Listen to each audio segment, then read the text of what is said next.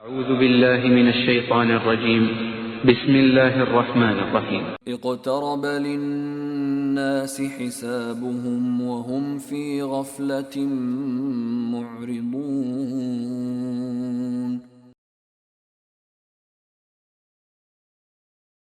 ساری تعریف اللہ کے لیے زیبا ہے، ہم سب اللہ کی تعریف بیان کرتے ہیں، درود و سلام بھیجتے ہیں اللہ کے پیغمبروں پر، خاص طور پر محمد صلی اللہ علیہ وسلم پر، جن کے ذریعے اللہ تعالیٰ نے ہمیں زندگی گزارنے کے اصول عطا فرمائے۔ وہ اصول، وہ ضابطے، وہ تمام مسلمان بھلاتے جا رہے ہیں، اس لیے یاد دہانی کی ضرورت ہے۔ اور اللہ تعالیٰ نے ہمارے شریعت میں جمعے کے ذریعے سے دین کے تقاضے یاد دلانے کا انتظام فرمایا۔ اگر جمعے کا انتظام، اہتمام یاد دہانی اور تذکیر کے لحاظ سے کیا جائے تو امت میں کسی جماعت کے کام کرنے کی ضرورت نہیں پیش آئے گی، مگر جمعے کے خطبے اور اس کا انتظام اور اہتمام اس انداز سے نہیں ہو سک رہا ہے، اس لیے امت کے اندر مسلسل بگاڑ میں اضافہ ہوتا جا رہا ہے۔ آج میں آپ کے سامنے ایک بہت بڑے خطرے کے خبر دینے کے لیے میں کھڑا ہوا ہوں، تقریر کرنے کے لیے، اور وہ خطرہ کیا ہے؟ وہ خطرہ اللہ کی عدالت میں پیشی کا خطرہ ہے۔ ہمارے پاس کوئی عدالت سے کوئی نوٹس آ جائے، پولیس اسٹیشن سے بلانے کے لیے کوئی جوان آ جائے، پسینہ نکل جاتا ہوں۔ لیکن افسوس کی بات ہے، اللہ کی عدالت سے بلاوے کا آرڈر پاس ہو چکا ہے، لیکن ہم کو اس کی کوئی فکر نہیں۔ وہ خطرہ، وہ اعلان کیا ہے؟ ابھی میں نے عربی زبان میں آپ کو سنایا۔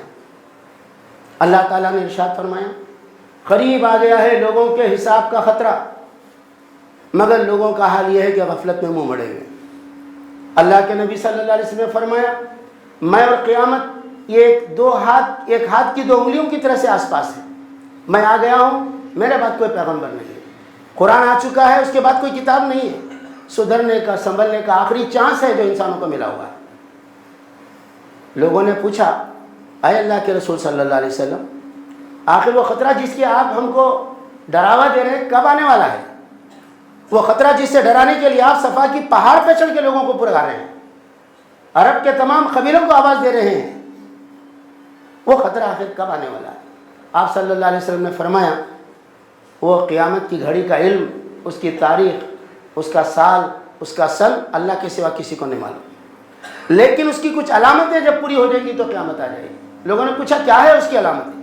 تو آپ صلی اللہ علیہ وسلم نے فرمایا کہ جب بیٹیاں اپنے ماؤں کو نوکرانی کی طرح سے کام لگا دیں گی اور بیٹیاں آرام کریں گی، ایسا دور آئے گا تو سمجھو قیامت قریب ہے۔ جب بیٹے اپنے دوستوں کی عزت کریں گے، باپ کو جھڑکیاں دیں گے تو سمجھو قیامت قریب ہے۔ جب عورتیں لباس پہنیں گی مگر بدن نظر آئے گا تو سمجھو قیامت قریب ہے۔ جب زمانہ تیز گزرے گا، ایک سال ایک مہینے کی طرح سے، ایک مہینہ ایک ہفتے کی طرح سے، ایک ہفتہ ایک دن کی طرح سے گزرے گا تو سمجھو قیامت قریب ہے۔ جب گانے بجانے خوب پھیل جائیں گے، شراب کثرت سے پی جانے لگے گی اور چھوٹی چھوٹی باتوں پر قتل خون ہونے لگے گا تو سمجھو قیامت قریب ہے۔ جب بستی کا سردار، قبیلے کا سردار برا اور بدماش آدمی بن جائے گا تو سمجھو قیامت قریب ہے۔ ذرا سوچئے، کیا یہ حالات ہمارے آنکھوں کے سامنے گزر رہے ہیں کہ نہیں گزر رہے ہیں؟ ہمارے آنکھوں کے سامنے تمام حالات گزر رہے ہیں، کوئی چیز اس میں نہیں ہے۔ ایک ہی بات کی طرف توجہ دلاتا ہوں میں آپ، گانے بجانے خوب پھیل جائیں گے۔ اللہ کے نبی نے فرمایا، ایک زمانہ تھا لوگ بڑی طاقت سے پھونک کے بجاتے تھے باجے، ہاتھوں سے بجاتے تھے باجے، تھک جاتے تو رکھ کے بیٹھ جاتے تھے۔ آج الیکٹرانک سے بج رہے ہیں، مسلسل بج رہے ہیں، رکنے کا نام نہیں۔ ایک ایک موبائل فون میں ایک ایک ہزار گانے، 50 قسم کی میوزک کے ٹون ہے، اس کے رنگ ٹون۔ اور حال یہ ہے، آج شادی ہو، ولیمہ ہو، پارٹی کا جلسہ ہو، دکان کی اوپننگ ہو، کالج ڈے ہو، ہر جگہ گانا بجانا۔ آج گانا پارٹی کے بغیر کوئی کام کا تصور نہیں ہے۔ اب انتہا یہ ہو گئی ہے کہ موٹر میں ریورس گیئر ڈالیے، پیچھے گانا بجتا، میوزک بجتی ہے۔ گھر میں جا کے کسی کا کال بیل کا بٹن دبائیے بلانے کے لیے، اندر میوزک بجتی ہے۔ اتنی میوزک سے، گانے بجانے سے لوگوں کی دلچسپی بڑھ گئی اور قتل خون زیادہ ہوگا۔ کیسے قتل خون ہو رہے ہیں؟ روزانہ اخبار میں پڑھ لیجیے مسلمانوں کے قتل خون کے، چھوٹی چھوٹی بات پہ قتل۔ اور سارے ملکوں میں، مسلم ملکوں میں آج حالات ایسے ہیں کہ بیرونی طاقتیں، غیر اسلامی طاقتیں، غیر مسلم طاقتیں مسلمانوں کا خون ٹھوک میں بہا رہے ہیں، چلر میں نہیں۔ میرے بھائیوں، یہ قیامت کے قرب کی نشانی میں سے ایک بات یاد دلا۔ بہت سی نشانیاں ہماری آنکھوں کے سامنے ہو گئی، چند نشانیاں باقی ہیں۔ اس میں سے وہ نشانیاں یہ ہیں کہ مہدی کا ظہور، عراق اور شام کی سرزمین میں کالے جھٹوں کی مسلمانوں کی فوج کا وہاں پر جا کر عیسائیوں سے جنگ لڑنا، جس کی شروعات ہو چکی ہے، اور یہودیوں کا پوری دنیا سے نکل کر فلسطین میں جمع ہونا، یہودیوں کا ایک لیڈر دجال نام کا پیدا ہونا، مسلمانوں کو شکست دینا، مسلمان ہارتے رہنا، یہاں تک کہ مسلمانوں کی مدد کے لیے اللہ تعالیٰ کا عیسیٰ علیہ السلام کو نازل کرنا۔ اس کے لیے اسٹیج تقریباً بن گیا ہے، ساری دنیا کے یہودی جمع ہو رہے ہیں وہاں پر، مسلمان مٹھی بھر مسلمان حماس کے مقابلہ کر رہے ہیں، سارے عرب کے لوگ خواب خرگوش میں مبتلا ہیں۔ ہو سکتا ہے مسلمان جاگیں گے، ہو سکتا ہے مسلمان توبہ کریں گے اور ان سے مقابلے کے لیے سوچیں گے، لیکن جیت نہیں سکیں گے۔ مسلمان کے پاس وہ سائنس ٹیکنالوجی نہیں ہے جو یہودیوں کے پاس ہے، اس لیے مسلمان جیت نہیں سکیں گے، لیکن اللہ کی مدد ان کو ملے گی۔ عیسیٰ علیہ السلام کا نزول ہوگا، دجال قتل کیا جائے گا، اسلام پھیل جائے گا، عیسائیت مٹ جائے گی، یہودیت ختم ہو جائے گی، اور عیسیٰ علیہ السلام کئی برس زندہ رہیں گے اور اسلام کے مطابق نظام چلائیں گے، حکومت چلائیں گے۔ اس کے بعد ان کی وفات ہوگی، اور ان کی وفات کے بعد پھر بگاڑ آئے گا لوگوں میں۔ اس بگاڑ کے بعد پھر لوگ اللہ کو جاننے پہچاننے والے نہیں رہیں گے، تو زمین سے جانور نکلیں گے جو لوگوں سے بات کریں گے اور اللہ کی حجت تمام کریں گے ان کے اوپر۔ اور اس کے بعد اللہ تعالیٰ قیامت کی نشانیوں میں سے زمینوں کو دھسائے گا، آگ برسائے گا، دھواں نکلے گا، اس کے بعد حشر کا میدان برپا ہوگا۔ یہ چند نشانیاں باقی ہیں، بہت ساری نشانیاں پوری ہو چکی ہیں۔ جب قیامت آئے گی تو کیا ہوگا؟ اللہ تعالیٰ نے 29ویں اور 30ویں پارے میں اس کا نقشہ کھینچا ہے کہ ایک فرشتہ ہاتھ میں سور لے کے کھڑا ہوا ہے، اللہ کے عرش کے نیچے دور، کانوں کو لگائے ہوا ہے، حکم کا منتظر ہے۔ جب اشارہ ہوگا تو اس میں پھونکے گا، ایسی ڈراؤنی ہیبت ناک آواز نکلے گی کہ سارے لوگ اس کی آواز کی ہیبت سے مر جائیں گے۔ فَإِذَا نُفِخَ فِي الصُّورِ نَفْخَةٌ وَاحِدَةٌ، جب سور میں ایک دفعہ پھونک دیا جائے گا، وَحُمِلَتِ الْأَرْضُ وَالْجِبَالُ فَدُكَّتَا دُكَّةً وَاحِدَةً، آسمان زمین کو اٹھا کر ایک ہی چوٹ میں ریزہ ریزہ کر دیا جائے گا۔ اس دن اللہ تعالیٰ کے حکم سے یہ زمین آسمان کا کیا حال ہوگا؟ فرمایا قرآن مجید میں، اذا الشمس کوورت، سورج کی روشنی لپٹ دی جائے گی، وَإِذَا النُّجُومُ انْكَدَرَتْ، تارے جھڑ جائیں گے، جُمِعَ الشَّمْسُ وَالْقَمَرُ، سورج چاند آپس میں ٹکرا جائیں گے، فُتِحَتِ السَّمَاءُ فَكَانَتْ أَبْوَابًا، آسمان پھٹے گا اور دروازے بن کر رہ جائے گا۔ اِذَا زُلْزِلَتِ الْأَرْضُ زِلْزَالَهَا، زمین میں زلزلہ آئے گا، ساری دنیا میں ایک ساتھ زلزلہ، زمین الٹی چلنا شروع ہو جائے گی، ہر چیز تباہ ہو کے رہ جائے گی۔ اس وقت وَإِذَا الْبِحَارُ سُجِّرَتْ، سمندروں کا پانی بھڑکنے لگے گا، پیٹرول کی طرح سے پانی جلنے لگے گا۔ وَإِذَا الْجِبَالُ سُيِّرَتْ، پہاڑ ہوا میں اڑنے لگیں گے روئی کے گالوں کی طرح سے۔ اس دن اللہ کے حکم سے دوسرا سور پھونکا جائے گا۔ جب دوسرا نفخ الصور ہوگا، سارے انسان زندہ ہو جائیں گے، ایک چٹیل سپاٹ میدان وجود میں آئے گا، کوئی بل سلوٹ نہیں ہوگا اس پہ، عمارت نہیں، کھنڈر نہیں، پہاڑ نہیں، سمندر نہیں، جھاڑ نہیں، ایک میدان ایسا جس کے بارے میں حدیث شریف میں رسول صلی اللہ علیہ وسلم نے فرمایا، روٹی جب بیلتے ہیں تو ٹکیا ایک روٹی لیول بن جاتی، ساری دنیا لیول ہو جائے گی۔ وہ سرزمین ہوگی حشر کا میدان، اللہ کا دربار سجے گا، فرشتے سب بنا کے کھڑے ہوں گے، میں اور آپ سب زندہ ہو کے اللہ کے دربار میں پہنچ جائیں گے، سارے انسان اولین آخرین زندہ ہوں گے، کوئی ایک بھی چھوٹ نہیں سکے گا، سب ننگے بدن ہوں گے، بغیر ختنہ کے ہوں گے، کیا مجال کوئی کسی کی طرف دیکھ لے؟ ہر شخص کو اپنی آفت ایسی پڑی ہوگی کہ کسی کی طرف نظر نہیں اٹھا سکے گا۔ اس وقت اللہ کے دربار میں اعمال نامے تقسیم ہوں گے۔ ہم بھول گئے ہمارے ساتھ دو فرشتے لگے ہوئے ہیں، ایک فرشتہ نیکی لکھ رہا ہے، دوسرا فرشتہ گناہ لکھ رہا ہے، یہ ریکارڈ بک تیار ہو رہی ہے، قیامت کے دن تقسیم ہوگی۔ جو دنیا میں نیک زندگی گزارے، فَأَمَّا مَنْ خَافَ مَقَامَ رَبِّهِ، جو اللہ کے سامنے کھڑے ہونے کا خوف کیا، مجھے اللہ کے پاس حساب دینا ہے، وَنَهَى النَّفْسَ عَنِ الْهَوَىٰ، اپنے نفس کو بری خواہشوں سے بچایا، اس کا ٹھکانہ جنت ہوگا، سیدھے ہاتھ میں اعمال نامہ ملے گا، لے کے پڑھے گا تو خوش ہو جائے گا، لوگوں کو بتاتے پھرے گا، ہاں اقرؤوا کتابیہ انی ظننت انی ملاق حسابیہ، پڑھو میری کتاب، میری رپورٹ دیکھو، میں کامیاب ہو گیا، میں جانتا تھا اللہ کے پاس ایک دن مجھے حساب دینا ہے۔ فہو فی عیشۃ راضیہ، وہ نعمت بھری جنتوں میں پہنچا دیا جائے گا. ایسی جنتیں جس کا کسی آنکھ نے نظارہ نہیں کیا، کان نے کیا، اس کا کوئی تصور نہیں اس کے اوپر گزرا، دل میں خیال نہیں ہے، وہ جنتوں میں پہنچا دیا جائے گا. ہمیشہ کی جوانی، ہمیشہ کی زندگی، ہمیشہ کی تندرستی. لیکن دوسری طرف جو آدمی دنیا میں اللہ سے بغاوت کیا، شریعت کی خلاف ورزی کیا، الٹے ہاتھ میں اعمال نامہ ملے گا. فَأَمَّا مَنْ طَغَىٰ، جو اللہ سے بغاوت کیا، رسول سے، شریعت سے بغاوت کیا، وَآثَرَ الْحَيَاةَ الدُّنْيَا، دنیا کی زندگی کو سب کچھ سمجھا، اس کے پیچھے پڑا رہا، اس کو الٹے ہاتھ میں اعمال نامہ ملے گا، جہنم اس کا ٹھکانہ ہو. وہ لے کے پڑھے گا تو کیا بولے گا؟ قرآن میں لکھ دیا گیا ہے، یا ویلتنا ما لہذا الکتاب، ہائے کمبختی، یہ کیسی کتاب اور کیسی رپورٹ ہے. لا یغادر صغیرۃ ولا کبیرۃ الا احصاها، ہر چھوٹا بڑا گناہ اس میں لکھا ہوا ہے. جو میں چھپ کے کیا، علانیہ کیا، دکھا کے کیا، بغیر دکھائے کیا، سب اس میں لکھا. آج تو میں پکڑے گیا ہے، کوئی بچانے والا نہیں ہوگا. اس دن اللہ کے دربار میں ہماری پیشی ہوگی تو ہم سے 5 سوال ہوں گے.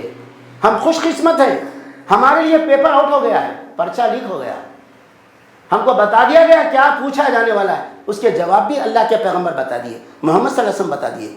لیکن ہم بد نصیب ہیں، ہم نادان ہیں، بیوقوف ہیں، جو پرچہ آؤٹ ہونے کے باوجود اس کی تیاری نہیں کر رہے ہیں. آئیے وہ کیا سوال ہوں گے میں آپ کو بتاتا ہوں. پہلا سوال ہوگا، زندگی کس کام میں گزارا؟ میرے بھائیو، آج ہماری زندگی کس کام میں گزر رہی ہے؟ 3 کاموں پہ گزر رہی ہے. ہمارا پہلا کام ہے دسترخوان بچھانا، کھانا کھانا. ہمارا دوسرا کام ہے دفتر، دکان جانا، کما کے لانا. ہمارا تیسرا کام ہے بستر بچھانا، آرام کرنا، بچے جاننا. کیا یہی ہماری زندگی کا مقصد ہے؟ کیا اشرف المخلوقات ہیں ہم؟ ہماری زندگی کا یہ مقصد ہے؟ یہ مقصد تو ہر چرندے، پرندے، جانور، کیڑے مکوڑے کا، سب کا یہ مقصد ہے. صبح ہوتی ہے، محنت جستجو سے نکلتے ہیں، اپنے شکانے سے تلاش کرتے ہیں اپنا شکار، روزی، پیٹ بھر کے آتے ہیں، اور پھر اپنی گوی میں، اپنے ٹھکانے میں، اپنے سرنگ میں آرام کرتے ہیں، انڈے دیتے ہیں، بچے دیتے ہیں. یہ کام اگر انسان کر رہا تو اشرف المخلوقات کیوں ہے؟ یہ اشرف المخلوقات کیوں ہے؟ یہ نہیں بھائیو، یہ کھانا، کمانا، آرام کرنا ہماری زندگی کی ضرورت ہے، مقصد نہیں ہے. ضرورت میں اور مقصد میں بہت فرق ہوتا ہے. ضرورت یہ لائٹ ہے، اس کی یہ ضرورت کیا دے؟ ہماری ضرورت کیا ہے؟ روشنی دے. اگر روشنی نہ دے تو توڑ دیتے اس کو، کچرے کی کنڈی میں پھینک دیتے اس کو. ہماری ضرورت اور ہماری زندگی کی ضرورت اور ہماری زندگی کے مقصد کو ہم بھلا دیے ہیں. ہماری زندگی کا مقصد ہے اللہ کی بندگی، عبادت، شریعت کی پابندی، اور اجتماعی طور پر امت کی زندگی کا مقصد ہے برائیوں سے روکنا، بھلائیوں کا پھیلانا، اللہ کی شریعت کو نافذ کرنا، گھر میں، خاندان میں، زمین پر، محلے میں، بستی میں، ملک میں، اللہ کی زمین کے اوپر. شیطان سے مقابلہ کرنا، باطل سے مقابلہ کرنا، برائی کو بٹا کے رکھنا، بھلائی کو پروان چڑھا، یہ ہماری زندگی کا مقصد ہے. لیکن افسوس ہے ہم نے زندگی کا مقصد کو بھلا دیا. ضرورت زندگی کے پیچھے لگ گئے ہم لوگ. ذرا جائزہ لے کے دیکھیے آج ہماری زندگی واقعی کن اصولوں پہ چل رہی ہے. جو ہماری امت کی اجتماعی زندگی کا مقصد تھا، برائی کو مٹانا، بھلائی کو پھیلانا، کیا ہم یہ کام کر رہے ہیں؟ جب ہم جائزہ لیتے ہیں تو ہم یہ کام نہیں کر رہے ہیں. اس کا ثبوت یہ ہے، آج پورے مسلمانوں کے محلے میں جتنے مکان ہیں آپ سروے کیجئے تو معلوم ہوگا منی تھیٹر بنے ہوئے ہیں. ہر مکان میں ٹی وی ہے، ہر 10 مکان میں ایک جگہ انٹرنیٹ ہے. اور اس کے ذریعے سے کیا دیکھ رہے ہیں؟ اس کے ذریعے سے وہ چیزیں دیکھ رہے ہیں جس کو اللہ نے فواحش کہا ہے، بے حیائی کہا ہے. حکم ہے بے حیائی سے دور رہو، قریب نہیں جانا، کھلی بھی چھپے بھی. لیکن آج ہمارے گھروں میں وہ چیزیں دیکھی جاتی ہیں جو باپ اور بیٹا مل کر نہیں دیکھ سکتے، بھائی بہن مل کر نہیں دیکھ سکتے. میرے بھائیوں، آج سے 50 سال پہلے حیدرآباد میں ایک سینما ہوتی تھی جس کا نام تھا سلک ٹاکیز. اس زمانے میں سینما دیکھنا گناہ سمجھتے تھے لوگ، مگر کچھ لوگ جاتے تھے، چوری چھپے دیکھتے تھے. آگ لگ گئی سینما کو، پہلے بہت لگتے تھے آگ. لوگ کچھ بھاگے، بچ گئے، کچھ مر گئے. ایک جوان بچی مر گئی اس میں. لوگ اس کو پہچانے، چہرہ بچ گیا تھا اس کا، فلاں کی بیٹی ہے. جا کے بولے، شہر چھوٹا تھا، تمہاری بیٹی ٹاکیز میں جل کے مر گئی، جاؤ لا کے لاش کفن دفن کا انتظام کرو. باپ بولا میری بیٹی ٹاکیز میں نہیں ہو سکتا ایسا، چل کے دیکھ لیجیے. آ کے دیکھا، واقعی اس کی بیٹی تھی. بولا لے جاؤ کسی گڑھے میں ڈال دو، میں اس کے گھر لاش نہیں لے جاتا اور میں اس کی جنازے کی نماز نہیں پڑھتا. لوگ سمجھائے کہ بیٹی ہے مر گئی حساب اللہ لے گا, تم تو تمہارا کام ہے جنازہ پڑھو. بولے آج میری بیٹی نہیں ہے, یہ بگڑا ہوا کام ہے, یہ میں اس کی لاش کو گھر نہیں لے جاتا, اس کا غسل کا کفن کا دفن کا انتظام نہیں کرتا. اگر آپ چاہتے ہیں تو کسی کتے بلیوں کو کھلانے کے لیے چھوڑ دیجیے آپ, نہیں آپ چاہتے تو کسی گڑھے میں ڈال دیجیے, میں ہاتھ نہیں لگاتا. مسلمان کفن دفن کرے اس کو. کہاں پر ہوا ہے واقعہ؟ اسی شہر میں ہوا. اخبار سیاست نے اس کی رپورٹ آپ نکال سکتے ہیں, آج سے 15 سال پہلے پرانی یادیں پرانی باتوں کا مضمون آتا تھا, اس میں لکھا ہوا ہے. لیکن آج اس زمانے کے پکچر جو ماں باپ بھائی بہن بیٹھ کے دیکھ سکتے تھے, رونے کے ہنسنے کے, اور آج کے جو سیریل ہیں, ایک عورت ایک سے شادی کرتی, دوسرے سے عاشقی, تیسرے سے دوستی, ہر ایک کو خوش رکھتی, وہ سیریل ہمارے گھروں میں دیکھے جا رہے ہیں. کیا مجال کوئی باپ روکے, کوئی بیٹا روکے, کوئی بھائی روکے؟ یہ ایک بات نہیں ہے. اس کی وجہ سے جو بے حیائی پھیلی ہے, لڑکیاں ٹی شرٹ جینس پینٹ پہن رہی ہیں, دوپٹہ اتر گیا, آستین ڈھل گئے, ختم ہو گئے ان کے, اور لباس کی شرافت ختم ہو گئی, نوجوان ہاف پینٹ پہ آ گئے. میرے بھائیوں, آج یہ برائیوں کو دیکھ کر کسی کے کان پہ جو نہیں لگ رہی ہے. نتیجہ کیا ہے؟ اس کا نتیجہ کیا نکلنے والا ہے؟ آپ جانتے ہیں برائیاں جب عام ہوں گی تو اس کا نتیجہ, اللہ کے نبی صلی اللہ علیہ وسلم نے ہم کو پہلے سے خبردار کر دیا. بنی اسرائیل کی ایک بستی تھی, وہاں برائیاں عام ہو گئی تھی, کوئی روکنے والا نہیں تھا. اللہ کا غضب جوش میں آیا, فرشتے کو حکم دیا جاؤ فلاں بستی میں عذاب کے ذریعے سے اسے برباد کر دو. فرشتہ گیا تو دیکھا اللہ کا ایک نیک بندہ ہے, زندگی میں 1 منٹ کی کوئی گناہ نافرمانی کا کام اس سے نہیں ہوا. فرشتے نے پوچھا یا اللہ آپ کا ایک بندہ ایسا ہے جو زندگی میں کوئی گناہ نہیں کیا, وہ بستی کو کیسے برباد کروں مالک؟ اللہ تعالیٰ نے فرمایا ہم کو معلوم ہے وہاں پر کون ہے, اس آدمی سمیت اس بستی کو اٹھا کے تلپٹ کر دو, کیونکہ اس کی آنکھوں کے سامنے میری نافرمانی کے کام ہوتے تھے, لیکن اس کی پیشانی پہ بل نہیں پڑتا تھا روکنے کے لیے, کوشش تو دور کی بات ہے. فرشتے نے اس ایک آدمی کے گھر سے عذاب کو شروع کیا, پوری بستی کو اٹھایا اور اس کو تلپٹ کر دیا. میرے بھائیوں, آج ہماری بستیوں میں بھی وہ برائیاں ہو رہی ہیں جس سے قرآن نے منع کیا, جس سے رسول اللہ صلی اللہ علیہ وسلم نے منع کیا. اور کتنی ہر 200 قدم پر مسجد ہے, ہر 200 قدم کے اوپر سے اذان ہوتی ہے, ہر 2 محلے کے بعد تیسرے محلے میں دینی مدرسہ ہے, لیکن کوئی برائی کو روکنے والا آج کوئی نہیں ہے. ہماری بستیوں میں نمازیوں کی کمی نہیں ہے, حاجیوں کی کمی نہیں ہے, عمرے سے آنے والوں کی کمی نہیں ہے, مفتیوں کی کمی نہیں ہے. اللہ کی قسم کمی ہے تو اس بات کی کمی ہے کہ ہماری بستی میں اللہ اس کے رسول کی نافرمانی سے روکنے والے ایک دین کے سپاہی کی کمی ہے. صحابہ دین کے سپاہی تھے, وہ برائی کو دیکھتے تو آنکھوں کی پتلیاں لال ہو جاتی تھی ان کی, وہ برداشت نہیں کر سکتے تھے رسول اللہ کی نافرمانی. آج ہم کمپرومائز کر لیے برائی سے. اس کا ثبوت چاہیے تو میں دور نہیں جاتا. آج سے 20 دن پہلے کا واقعہ آپ کو یاد دلاؤں. ہماری بستی کے کھاتے پیتے بڑے لوگ اپنی بیٹا بیٹی کی منگنی کر رہے ہیں تو کیا کر رہے ہیں.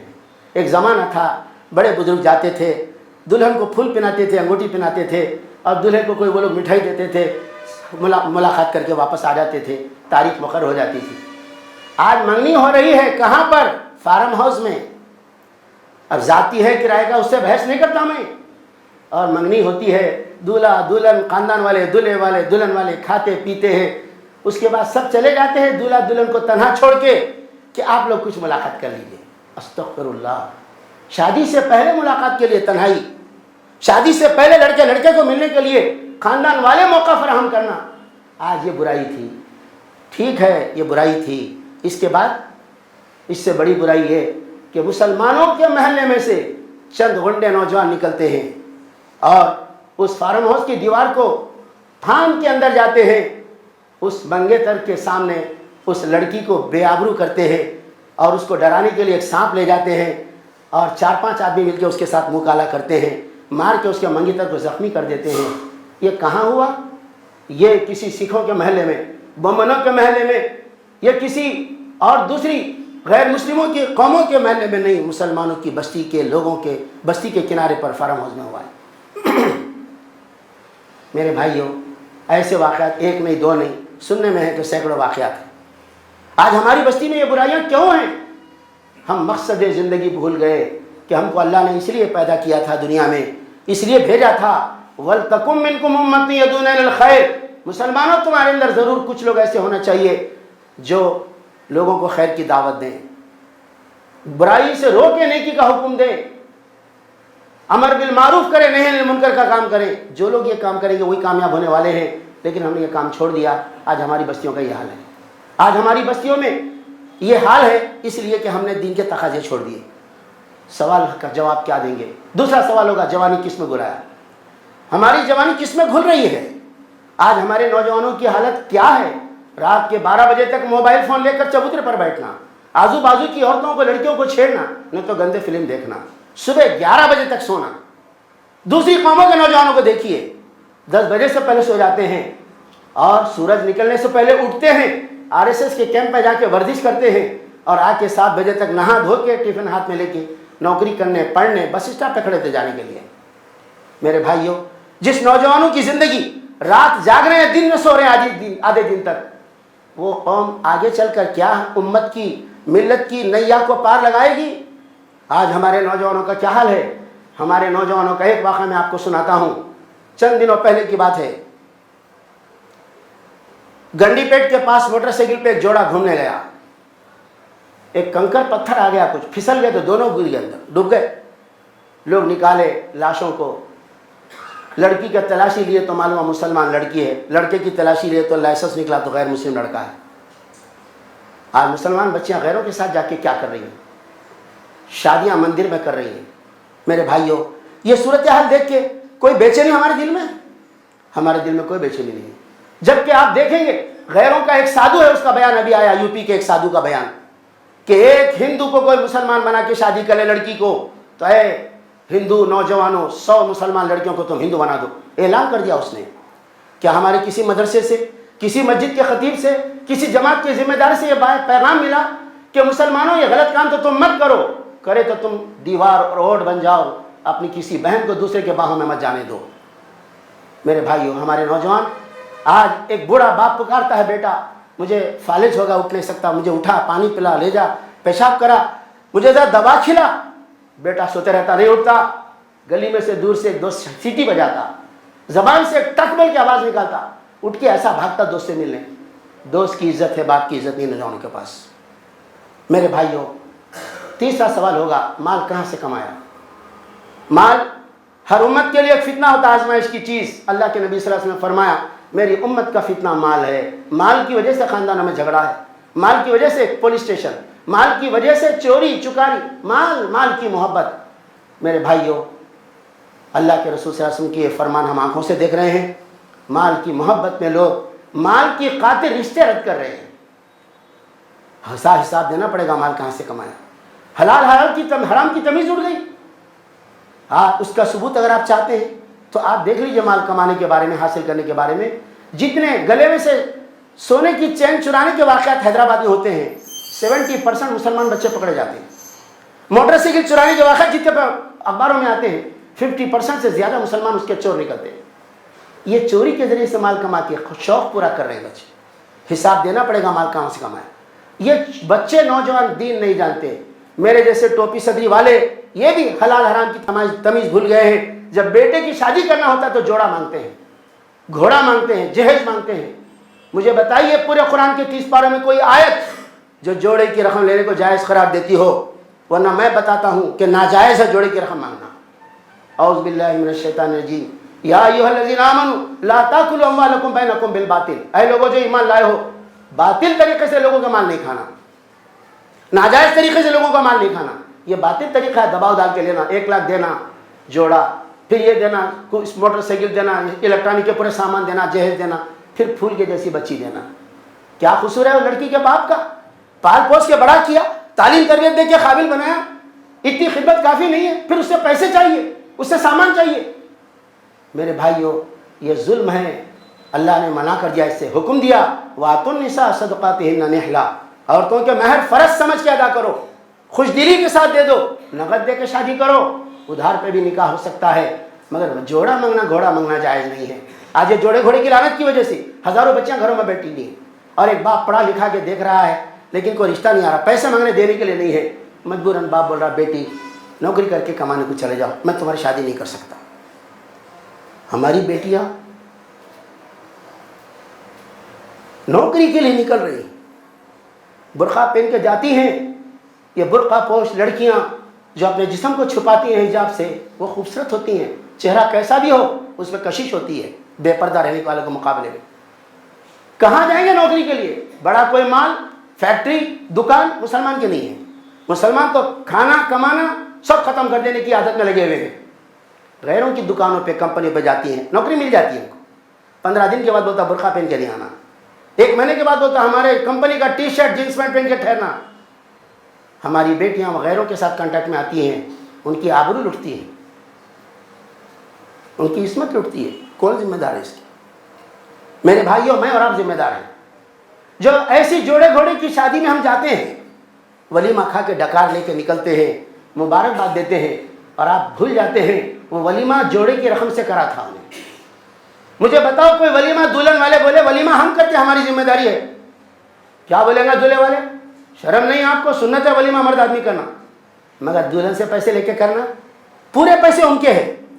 مہر بولے تو لکھ لیجیے بعد میں دیں گے، جوڑا بولے تو 15 دن پہلے دیجیے، مجھے شادی خانہ بک کرنا ہے، کیٹرنگ کو دینا ہے۔ میرے بھائیوں، اس طرز عمل سے جو ولیمہ ہوتا ہے اس میں ہم کھا کے نکلتے ہیں۔ کاش اگر ہم اس کا بائیکاٹ کرتے شاید لوگوں کو توجہ ہو جاتی۔ سوال ہوگا مال کہاں سے حاصل کیا تھا؟ تیسرا سوال ہوگا، چوتھا سوال ہوگا مال کہاں خرچ کیا؟ آج ہمارے بہت سے نوجوان بہت محنت سعودی عرب کے ریگستان میں کر رہے ہیں، حلال کمائی کما رہے ہیں۔ ہمارے نوجوان امریکہ کی سردی میں کام کر رہے ہیں، حلال کمائی کما رہے ہیں۔ آسٹریلیا کے ماحول میں کام کر رہے ہیں، حلال کمائی کما رہے ہیں۔ ان کی بیویاں کیا کر رہے ہیں پیسوں سے؟ ان کی بیٹیاں کیا کر رہے ہیں؟ ان کے بیٹے کیا کر رہے ہیں؟ ان کی بیویاں لاٹ بازار کے فیشن کے چڑیوں میں، نگوں میں، زیوروں میں، نقلی زیوروں میں پیسے برباد کر رہی ہیں۔ ان کے بیٹے بیٹیاں فیشن کے کپڑوں میں 50-50 ہزار کا موبائل فون، 1-1 لاکھ کی موٹر بائک، اور گھر یعقوب پورے سے نکل کر جا کے ٹولی چوکی میں بنائے قلعے کے جیسے گیٹ ہاؤس، دعوتاں کر رہے ہیں گھروں میں، گھر بتانا ہے خالی تو دعوت کر رہے ہیں۔ بڈھے بڈھوں کی سالگرہ ہو رہی ہے، بڈھے بڈھوں کا عقیقہ ہو رہا ہے۔ ہمارے حلال کمائی سے جو معاشرے میں پیسے آئے، قبیلوں کے گھر ختم ہو گئے، زمینوں کا ریٹ بڑھ گیا، مسجدیں شاندار ہو گئے، قالین سنگ مرمر نیچے، اوپر قالین، پھر اس کے اوپر مزید موٹے موٹے جانے مازاں۔ امام صاحب کی جانے مازیاں نہیں ہے الحمدللہ، 5-5 جانے مازاں۔ لائٹاں دیکھیں گے تو خوش ہو جانا، مگر محلے کے بستی کے غریبوں میں کوئی تبدیلی نہیں آئی۔ ان کے گھر میں لائٹ کٹی ہوئی ہے، چراغ کے لیے تیل کو پیسے نہیں ہیں۔ تالاب کٹے کے پاس جا کے دیکھیے، پھولوں کے ہار بنتے بنتے پیٹ بھرنے والے، اگربتی بناتے بناتے زندگی گزارنے والے، چھالیاں کتر کے کاٹتے کاٹتے کبڑے ہو جانے والوں کی کمی نہیں ہے۔ ان کے گھروں کو کوئی تبدیلی نہیں آئی، اور مسجد کو چندہ وصول کرنے والا مؤذن ابھی بھی گھر گھر کھٹکا مار کے 10-10 روپے وصول کر رہا ہے، وہاں بھی کوئی تبدیلی نہیں آئی۔ تبدیلی آئی، پیسہ آیا تو ہمارے پاس آ گیا۔ کہاں خرچہ کر رہے ہیں؟ ہر کمرے میں ٹی وی لگا ہوا ہے، بچے کو ایک، بچی کو ایک، اماں کو ایک، بابا کو ایک۔ 50,000 کا ٹی وی ہونا چپکا ہوا، 1 لاکھ کی بائک ہونا، 25,000 کا موبائل ہونا، جاپان کی اینک ہونا، اور جرمنی کے جوتے ہونا، آج پورا اپنے اوپر خرچ کر رہے ہیں۔ اور وہی یتیم مسکین بیوہ محتاج، ان کے لیے کچھ چندہ دیتے ہیں تو کچھ بیت المال والے بیچارے مدد کرتے ہیں۔ ہر گھر میں یتیم پلنا چاہیے تھا، ہر گھر میں بیوہ کا انتظام ہونا چاہیے تھا، کہ ہمارے پاس اللہ پیسے دیا ہے، اتنا بڑا گھر بنائے ہیں، ایک کمرہ یتیموں کے لیے محفوظ کر دیجیے۔ ہر شادی کے موقع پر 5-5 شادیاں غریبوں کی ہو جانا چاہیے تھا۔ پیسہ کہاں خرچ کرے حساب دینا پڑے گا۔ آخری سوال ہوگا، جو علم تھا عمل کہاں تک کیا؟ ہر مسلمان کو علم ہے لا الہ الا اللہ محمد رسول اللہ، یہ سب سے بڑا علم۔ یہ علم کی تشریح ہے قرآن مجید، یہ علم کو سکھانے کے لیے پیغمبر دنیا میں، یہ بہت بڑا علم ہے۔ اس کا مطلب ہے اللہ کے سوا کوئی معبود نہیں ہے، عبادت کے لائق نہیں ہے، غلامی وفاداری اطاعت کے لائق نہیں ہے۔ اللہ سب سے بڑا، اللہ ہی معبود۔ محمد صلی اللہ علیہ وسلم معمولی ہستی نہیں، اللہ کے رسول ہیں، آخری پیغمبر۔ اس کا مطلب کیا تھا؟ اس کا مطلب یہ تھا کہ عبادت کی پوری شکلیں اللہ کے لیے ہونا تھا۔ نماز میں رکوع ہے، سجدہ ہے، قیام ہے، دعا ہے، یہ پوری حرکتیں اللہ کے لیے۔ حج کو گئے تو طواف ہے، اعتکاف ہے، قربانی ہے، سر کا بال مڑنا ہے، یہ سب عبادتیں ہیں، اللہ کے لیے ہے۔ اس طرح سے شریعت کی پابندی بھی اللہ کی عبادت ہے، ہر حکم اللہ کا ماننا، اس حکم پہ چلنا، یہ عبادت کے لیے اللہ نے اس کلمے کا اقرار کرنے والوں پر لازم ہے کہ اللہ کے سوا کسی کی عبادت نہیں کرنا۔ آج کتنوں کی عبادت ہم سے ہوتی دیکھ لیجیے آپ، ایک اللہ کو چھوڑ کر ہر ہستی کے سامنے سر جھکانے تیار ہے۔ آپ بولیں گے ایسا ہم نہیں کرتے، غلط بات ہے۔ میں آپ کو یاد دلاؤں، محرم میں جا کے دیکھیے سنار بنائے سو پنجوں کے سامنے سر جھکا دیتے مسلمان. ڈراؤنے پنجے. سکندرآباد میں جائیں گے تو کلیا کو آنکھیں ناک اتار کے گھٹی چڑھاتا, کلیا کے پنجے کے سامنے بھی علم کے سامنے سر جھکا دیتے مسلمان.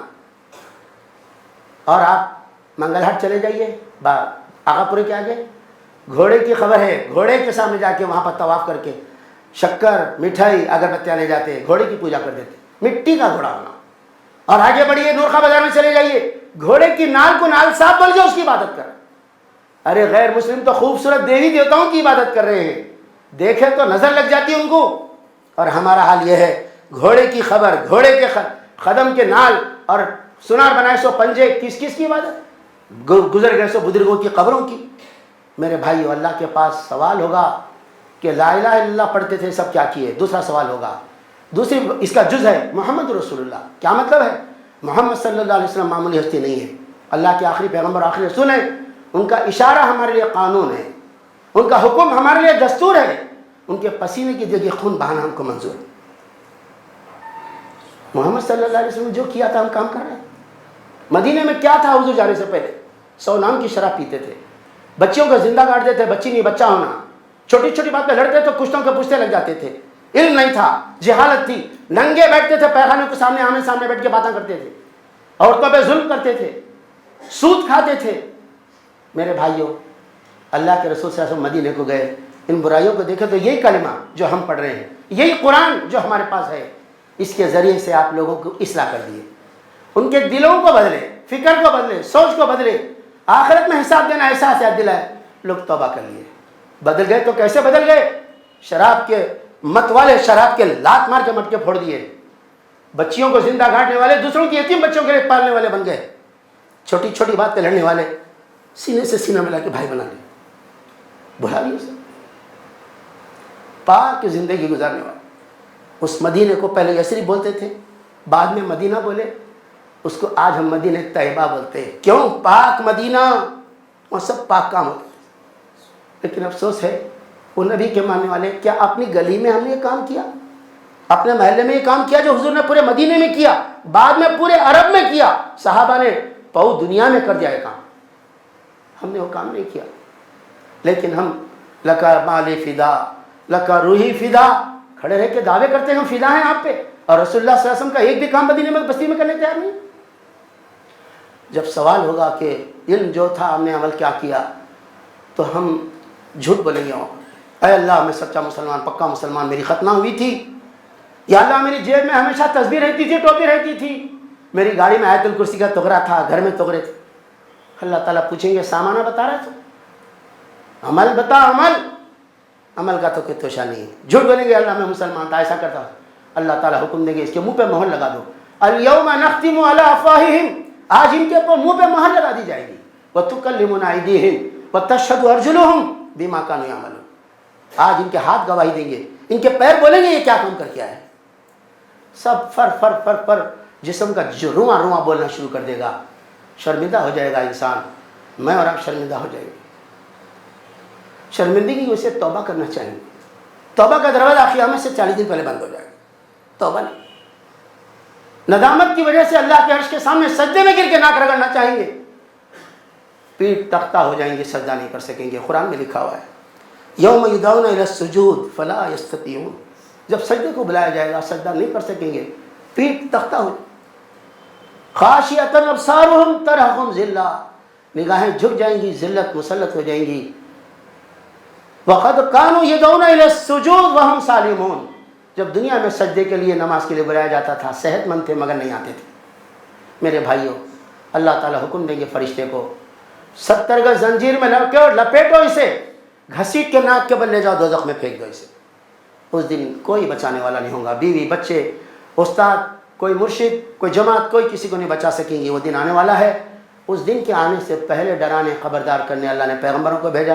آخری پیغمبر صلی اللہ علیہ وسلم نے ڈرایا. قرآن کے ہر صفحے پہ اسے ڈراوا موجود ہے.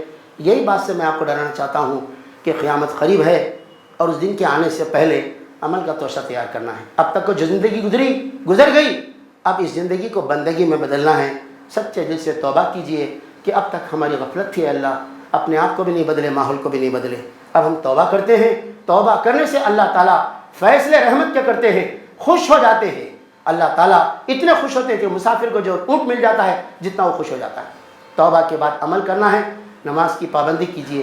نماز چھوٹے بڑے ہر ایک کے اوپر فرض ہے. 7 سال کے بچوں کو نماز کی تلقین کرو، 10 سال کے ہو کے نماز نہیں پڑھتے مار کے نماز پڑھاؤ. نماز کا پہلا حساب ہے، نماز میں کامیاب تو ساری چیزوں میں کامیاب ہو جائیں گے. اس کے بعد ترجمے سے قرآن پڑھیے. قرآن زندگی کی رہنمائی کا دستور کتاب ہے. اس کو اخبار پڑھے بغیر تو ہم ناشتہ نہیں کرتے، اور قرآن نہیں پڑھ کے مہینوں گزر جاتے. کیسے ہماری زندگی درست ہو سکتی ہے؟ قرآن ترجمے سے پڑھیے. گھر سے ٹی وی نکال دیجیے. ٹی وی زندہ شیطان ہے جو 12-15 گھنٹے ہمارے گھر کے اندر شیطانی راستے پہ لے جانے کا کام کر رہا ہے. اس کی وجہ سے سب ماحول بگڑ رہا ہے. نہیں نکال سکتے تو لاک کر دیجیے اسے. دیکھنے کی چیز دیکھیے، نہیں دیکھنے کی چیز بند کر دیجیے. اور اپنے بچوں کو علم سکھائیے. کسی اسکول کالج بھیجیے، مگر دینی تعلیم کے لیے گھر میں معلمہ مسجد کے مدرسے میں بھیجیے. دینی تعلیم سکھائیے تاکہ یہ بچے، ہم مر گئے تو ہماری جنازے کی نماز پڑھانا، دعا کرنا. آج کتنے نوجوان ہیں کالج میں پڑھتے ہیں، وہاں پڑھتے ہیں، یہاں پڑھتے ہیں، لیکن جب دادا چچا تایا مر جاتے ہیں، جنازہ مسجد میں آتا ہے، انہیں باہر کھڑے رہتے ہیں. محلے کے لوگ آئے، اللہم اغفر لہ آمین، دعا کر رہے ہیں سب لوگ، انہیں وہاں باہر کھڑا ہوا ہے. ہمارا انجام ایسا نہیں ہونا. ہماری اولاد خود نماز جنازہ پڑھانا ہماری، یہ اسی وقت ممکن ہے جب ان کو دینی تعلیم سے آراستہ کریں گے. اپنے گھر میں، اپنے ماحول میں، خاندان میں، شادی میں اگر لین دین ہوا ہے، ایسی دعوتوں کا بائیکاٹ کیجیے. اور اپنے بچیوں کو موبائل فون مت دلائیے. بچوں کو موبائل فون مت دلائیے. دیے تو روزانہ شام میں دیکھیے کس سے بات کر رہے ہیں، کس سے چیٹنگ کر رہے ہیں، کس کے میسج آ رہے ہیں. اور اپنے آس پاس ماحول وغیرہ کے اندر جو نوجوان ہیں، ان نوجوانوں کے اندر بہت سی برائیاں ہیں، اور یہ برائیوں میں اپنے گھر کے نوجوانوں کو مبتلا مت ہونے دیجیے. خاص طور پر گٹکا، نشے کی لعنت، رات میں دیر تک جاگنے کی لعنت، اس پہ پابندی لگائیے. ورزش کر کے جسم مضبوط کرنے کے لیے انتظام کرائیے. اپنے گھر محلے خاندان میں بہت سے جھگڑے ہوتے ہیں، میاں بیوی کے، کرایہ دار مکاندار کے، گولا ادھر گیا، اینا پھٹ گیا. ایسے جھگڑوں کو پولیس اسٹیشن مت لے جائیے. مسلمانوں کی رسوائی ہے پولیس اسٹیشن جانے میں. عدالت کو مت جائیے، پیسہ بھی ضائع ہوتا ہے، اللہ رسول کی شریعت کے خلاف فیصلے ہوتے ہیں وہاں پر. محلے میں کمیٹی بنائیے. آج جماعتوں کا اختلاف ہے مسلمانوں میں.